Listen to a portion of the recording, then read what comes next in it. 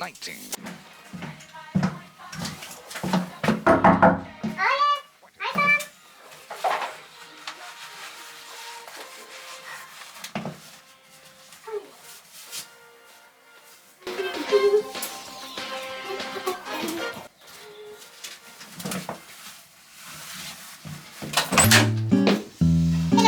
Oh, hello, Miss Solange, is that right? Yes, it's me. I would like to inform you we have just completed the exterior work on the building.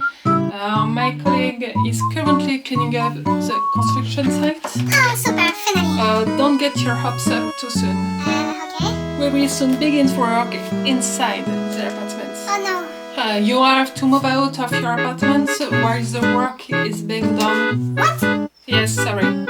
You are going to have to find a solution. You have no choice. And what am I going to do? I'm still not going to sleep outside, and I work here. I don't know. It's not my problem. I'm sick of the rocks. Oh.